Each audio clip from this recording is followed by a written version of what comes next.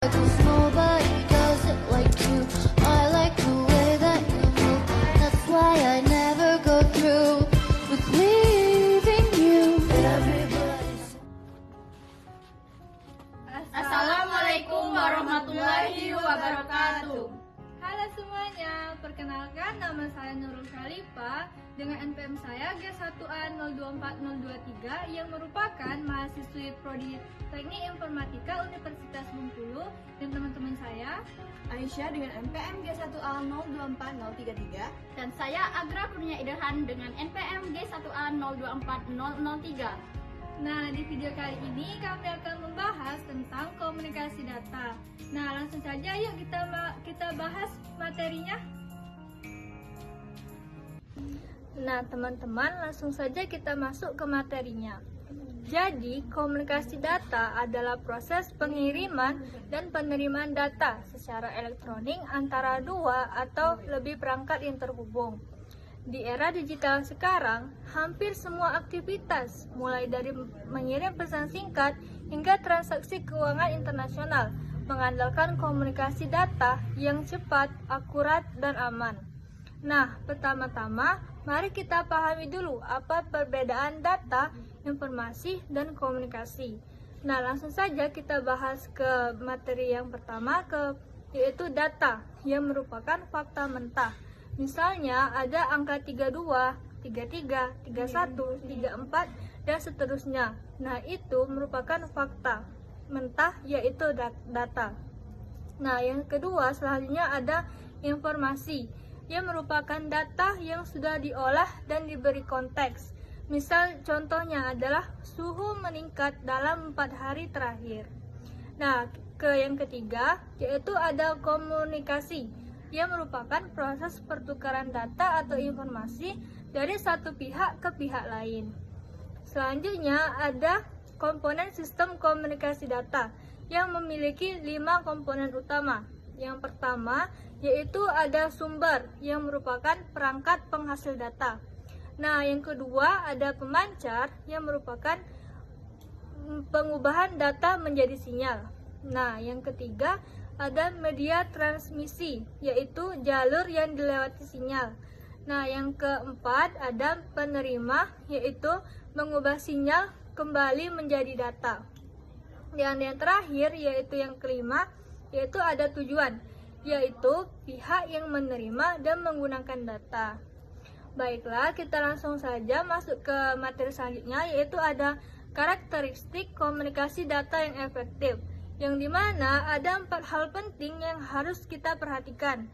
Yang pertama yaitu pengiriman tepat sasaran, yang kedua ada akurasi data, yang ketiga ada ketepatan waktu, dan keempat yang terakhir yaitu rendahnya jitter atau variasi waktu kedatangan paket data.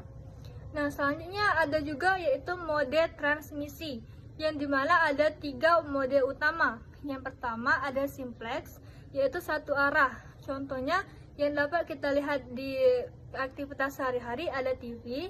Yang kedua ada half duplex, yaitu 2 arah bergantian seperti walkie-talkie.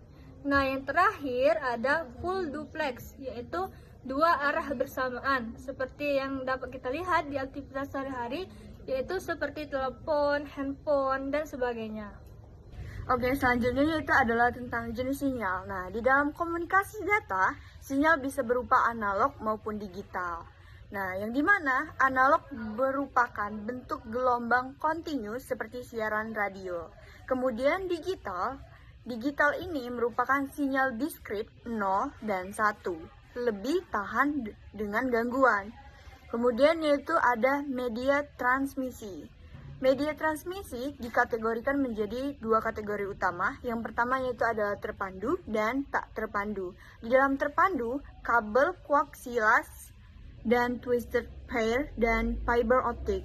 Dan yang tidak terpandu ini merupakan seperti gelombang radio, microwave, ataupun satelit. Kemudian slide selanjutnya yaitu adalah paradigma transmisi. Di dalam paradigma transmisi terbagi menjadi beberapa, yaitu ada unicast, broadcast, dengan multicast. Di dalam unicast, yaitu dari satu pengiriman ke satu penerima. Sedangkan broadcast dari satu pengirim ke semua penerima. Sedangkan multicast dari satu pengirim ke beberapa penerima tertentu. Jadi ingat, unicast dari satu pengirim ke satu penerima dan broadcast dari satu pengirim ke semua penerima. Sedangkan multicast dari satu pengirim tapi hanya ke beberapa penerima tertentu. Kemudian slide selanjutnya yaitu adalah sinkronisasi data. Di dalam sinkronisasi data terdapat beberapa, yaitu ada asinkronus dan sinkronus. Di dalam asinkronus terdapat cara pengiriman per karakter dengan start dan stop bit. Sedangkan sinkronus yaitu mengirim dengan blok data yang besar dengan sinkronisasi clock. Kemudian slide selanjutnya itu adalah model OSI dan TCP atau RIP. Model OSI ini memiliki 7 lapisan, sedangkan TSP atau IP punya 4 lapisan. OSI ini lebih detail untuk pembelajaran, sedangkan TSP atau IP lebih banyak digunakan di dunia nyata sebagai dasar internet. Jadi itulah model USI dan TCP IP ini, yang dimana OSI memiliki 7 lapisan, sedangkan TSP atau IP hanya memiliki 4 lapisan. OSI lebih detail untuk pembelajaran, sedangkan TCP atau IP lebih banyak digunakan di dunia nyata sebagai dasar internet. Baik, di sini saya akan menjelaskan tentang penerapan dan tren masa depan. Yang pertama itu saya akan membahas tentang topologi jaringan. Topologi jaringan ada beberapa bentuk, yaitu bus, ring, mesh, star, dan tree. Tapi yang paling populer adalah star karena untuk LAN, mudah dikelola dan cukup handal. Yang kedua itu kita akan membahas jenis-jenis jaringan. Jenis jaringan ada 4, yaitu LAN, WAN, MAN, dan PAN. LAN yaitu untuk area kecil seperti kantor atau sekolah, lalu WAN untuk menghubungkan wilayah luas seperti internet, lalu MAN untuk skala kota, dan yang terakhir itu PAN untuk perangkat pribadi seperti Bluetooth. Yang ketiga itu kita akan membahas tentang teknik multiplexing. Yang pertama itu kita akan membahas tentang PDM. PDM adalah suatu yang dibagikan salurannya berdasarkan frekuensi. Yang kedua itu ada TDM. TDM adalah untuk membagi saluran berdasarkan waktu. Yang ketiga itu ada WDM, membagikan saluran berdasarkan panjang gelombang cahaya khusus fiber optik. Lalu kita akan membahas studi kasus HTTP dan web scraping. HTTP adalah aturan yang digunakan untuk mengirim dan menerima data dari sebuah website, misalnya saat kita membuka halaman web atau mengirim formulir online. Web scraping adalah cara otomatis untuk mengambil data dari website dengan langkah sederhana seperti membuka halaman, menyimpan, dan mengambil isinya yang dibutuhkan. Dalam proses ini, HTTP berperan sebagai jalan untuk mengambil data. Sedangkan scraper adalah alat yang memungut dan mengelola data tersebut.